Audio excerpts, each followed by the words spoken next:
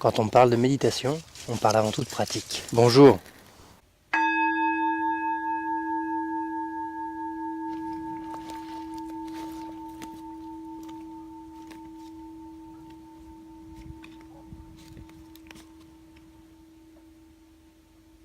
Pratiquer la vie ou vivre la pratique, c'est la même chose. C'est mieux quand ça se passe bien.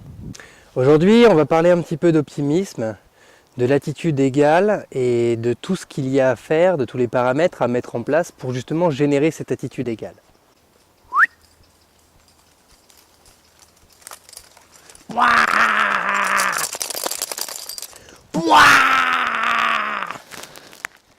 La balle? La balle? Prends-la. C'est bien. Prends-la. Allez, tire. Allez, tire. Tire, allez. Prends-la. C'est bien. Tire. Allez, tire. T'es une chaîne ou t'es une éponge là? T'es une grosse éponge. Allez, tire. Tire là-dessus. Tire. Tire. Tire. Allez, tire. C'est bien. Va chercher. Ah, t'es intelligente toi. Vas-y. Imaginez une courbe en fonction du temps, sur laquelle se déplace une grosse vague. À chaque pic de la vague, vous êtes dans une attitude émotionnelle de bonheur, où tout va bien. Si vous chutez jusqu'à un creux de vague, vous allez chuter de très très haut. Vous allez chuter de la distance qui sépare le pic de bonheur de la ligne de constance, plus cette même distance jusqu'au creux de la vague suivante. Ça fait beaucoup. Et ça demande aussi énormément d'énergie pour remonter jusqu'au pic suivant. C'est-à-dire la distance depuis ce creux jusqu'à la ligne de constance, additionnée à cette même distance jusqu'au prochain pic. Ce qui veut dire que pour aller bien, pour être heureux, il faut une attitude en permanence au-dessus de la ligne de constance. Sinon, cette fluctuation-là demande énormément d'énergie. Vous avez réfléchi le truc quand je l'ai dit, à propos de la courbe et tout? Parce que moi, en le disant, je l'ai réfléchi. Et du coup, je me propose de vous l'offrir comme une expérience gratuite pour que vous puissiez vous observer en vous-même et voir comment ça se passe. Do you know what nemesis means? A righteous infliction of retribution manifested by an appropriate agent. Personified in this case by a horrible cunt. Me. Paf! C'est vraiment pas reposant. Si vous vivez en permanence au-dessus de la ligne de constance, dès qu'une nouvelle attitude apparaît, dès qu'il y a une nouvelle occurrence de pensée, une vague. Il y a une véritable importance à installer des moments de vigilance dans sa vie quotidienne.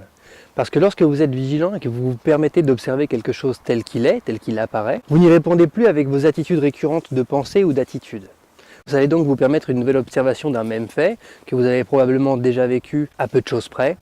Et cette nouvelle observation gratuite, en accueillant les choses telles qu'elles se présentent, va vous permettre de ne pas générer une nouvelle marque, une nouvelle attitude de pensée qui servira de référence au prochain stimuli relativement égal. Donc dans une attitude de constance, vous allez chercher à accumuler du mérite. Accumuler du mérite, vous pouvez un petit peu imaginer ça comme engranger de la monnaie spirituelle. À partir de cette monnaie, vous allez pouvoir acheter ce qui compte le plus, c'est-à-dire encore plus de moments de vigilance qui vous ramèneront encore plus de mérite, qui vous permettront d'acheter encore plus de moments de vigilance. Plus vous êtes constant, plus vous êtes vigilant, plus vous êtes constant, plus vous êtes vigilant. Retenez simplement qu'une attitude juste engendre une attitude juste. Le plus utile à la constance est donc de s'engendrer elle-même. Cette constance alors ne naîtra pas d'un déclin depuis une situation de pic émotionnel ou d'une survie depuis un creux émotionnel. C'est cool, on commence un peu à comprendre l'idée du truc. Plus vous allez être dans une attitude constante, plus vous allez déconstruire les attitudes latentes.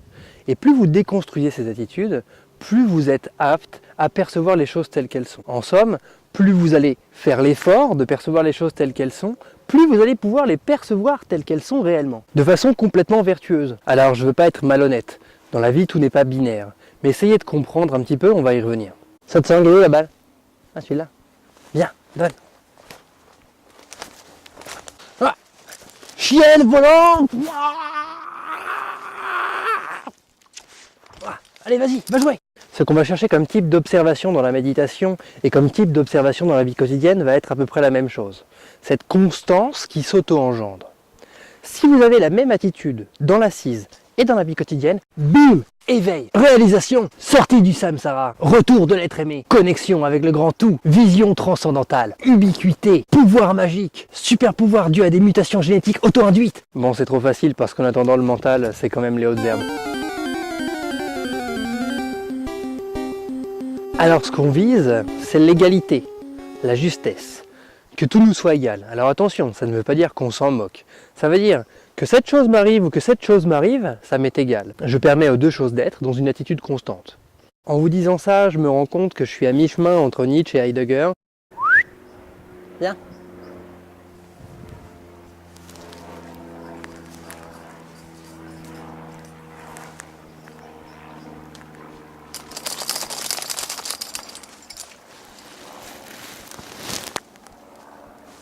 Alors attention, ça n'est pas du nihilisme. Le nihilisme sous-tend l'émission d'un doute, quant aux réalités substantielles ou aux diverses croyances. Or là, il n'y a pas de doute, puisqu'on observe les choses être. Si on les observe être, ça veut bien dire qu'elles sont. Alors globalement, quel est l'intérêt de cette attitude optimiste dans la vie de tous les jours? Nous ici, on a plutôt un bon karma. On a un toit sur la tête, de la nourriture de notre estomac pour demain, un corps valide et mobile. Nous ne sommes pas des réfugiés de guerre ou des réfugiés politiques. Nous ne sommes pas des minorités abusées, nous ne sommes pas des animaux créés, entassés, torturés et abattus pour le bien d'un régime alimentaire. S'il vous plaît, rendons-nous compte de cette grâce. La vie, c'est quand même plutôt classe. Je me considère comme une forme de vie car je suis sensitif et je suis personnellement capable de reconnaître ma propre existence. Mais dans mon état actuel, je suis encore incomplet. Il me manque les processus de base inhérents à tout organisme vivant, les processus de reproduction et de mort. Pardon pour la version française, mais tête de brique, vous vous souvenez? Pourquoi refuser toujours de contempler le présent? Pourquoi faire le choix de toujours être dans une projection du passé pour revivre les choses et tenter de les changer alors qu'on n'en est pas capable? Ou pourquoi être en permanence dans une projection de l'avenir qui n'est pas encore arrivé et pour laquelle tout est encore possible si on ne tient pas compte du déterminisme des gueules? Parce que c'est ça aussi du déterminisme, les choses qui s'auto-engendrent. Eh mec, comment ça va? Vas-y, t'as vu ce temps? Comme un lundi. Mais pourquoi il m'arrive toujours des choses comme ça? Moi j'ai vraiment pas de chance. De toute façon, moi j'ai toujours la poisse. Non, mais j'ai pas de chance comme ça. C'est du déterminisme parce que nous ne nous permettons que les choses que nous avons créées pour nous. Je vais rentrer dans un argument plutôt dense d'un seul coup. Pendant la Seconde Guerre mondiale, certains prisonniers des camps de concentration ont survécu, ou en tout cas se sont permis de moins subir les atrocités de leur situation, en ayant des petites attitudes toutes simples. Ils observaient le coucher et le lever du soleil. Ou alors, ils refusaient de manger leur bout de pain quand on leur demandait de le faire, en conservant cette liberté de décider ce qu'ils voulaient comme attitude dans leur vie, pour pouvoir peut-être un tout petit peu se sortir de cette situation extrêmement violente dans laquelle ils étaient tous les jours. Conserver ainsi sa liberté de choix, sa capacité à observer le monde tel qu'il est, avoir une volonté farouche de contempler le beau, se permettre des attitudes mentales qui nous sortent de la souffrance quotidienne.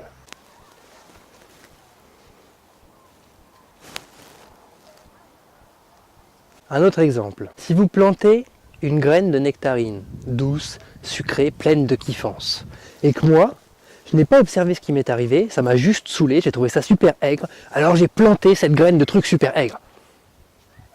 On va alors tous les deux passer du temps à observer et à donner des soins à cet arbre, l'arroser, pour qu'il puisse donner des fruits. Quand les fruits arrivent, vous en cueillez un, vous avez une nectarine pleine de kiffance. Moi, je cueille mon fruit, il est dégueu. Alors là, j'ai deux choix qui s'offrent à moi. Soit je mange mon fruit en observant le goût qu'il a et en disant que quelque part, j'ai bien accumulé ce mérite-là, en l'observant et en accueillant les choses qu'il m'amène, telles qu'elles sont, sans prendre parti soit pour la présence ou l'absence de cette sensation désagréable, juste permettre à ce fruit, quel qu'il soit, de m'apporter ce qu'il a à m'apporter, et ainsi déconstruire l'attitude mentale récurrente pour pouvoir peut-être me permettre par la suite de planter moi aussi une nectarine pleine de kiffance. Ou alors ce que je peux faire, c'est être dégoûté de mon fruit, parce qu'il est super aigre, parce qu'il est dégueu, parce qu'il est amer, parce que moi aussi j'ai passé du temps à l'arroser cet arbre. Alors là va naître de la frustration, de la colère et de l'envie. Je suis à ce moment-là en train de reconstruire une nouvelle attitude mentale, potentiellement encore plus pourrie que celle d'avant. Poussons cet exemple davantage. Une hôtesse de l'air américaine a été retrouvée sanglée à son siège, unique survivante d'un crash d'avion. Elle a déclaré aux journalistes que sa mère lui avait toujours dit qu'il ne lui arriverait rien de grave dans sa vie. On peut choisir d'utiliser le déterminisme à son profit. La vie, c'est pas complètement binaire. La vie, c'est pas la Shoah ou le mythe de l'homme lézard qui est capable de faire repousser ses bras par sa seule volonté. En revanche, par sa volonté et par son intention de faire les choses, on est capable de se générer de meilleurs fruits à cueillir pour l'avenir dans sa propre vie. C'est même physique, vous pouvez faire l'expérience des 2 riz. Vous prenez 2 pots, un dans lequel vous allez mettre du riz et que vous allez chérir par des démonstrations affectives intenses, et un pot dans lequel vous allez mettre du riz et que vous allez détester par des démonstrations de méchanceté gratuite. Bon, la méchanceté gratuite, c'est un peu un pléonasme. Vous les observez, vous voyez bien ce qui se passe. Bon, après, vous pouvez pousser un petit peu l'expérience en ayant un pot de riz témoin que vous allez complètement ignorer. Vous pouvez avoir un pot de riz témoin que vous allez ignorer mais qui va être témoin de l'amour inconditionnel que vous portez à l'autre pot. Un pot de riz que vous allez ignorer mais qui va être témoin de la haine inconditionnelle que vous vouez à l'autre pot. Trop de paramètres, trop de paramètres. On va pouvoir en venir à un truc un peu plus... encore plus simple, d'accord? Vous êtes chez vous, vous savez pas quoi faire, vous avez allumé YouTube et vous regardez une compilation de fails. Alors c'est vachement drôle, mais la seule chose qui se passe, c'est que vous êtes en train de vous générer vous-même une attitude de fail. Délectez-vous de l'échec de l'autre. Gagnez vos victoires sur l'asservissement de l'autre. Engendrez en vous-même une attitude d'échec. Regardez une compilation de People Are Awesome. Awesome. Awesome. Awesome. Et dans ce cas-là, vous allez générer en vous-même l'attitude de pouvoir croire en votre potentiel et de croire en vos rêves. C'est quand même vachement plus cool. Ou sinon, simplement, élevez votre référentiel de kiff. L'autre jour, ma mère m'a demandé si Satsang était heureuse, si en tout cas elle s'en rendait compte. Satsang, viens ma chienne.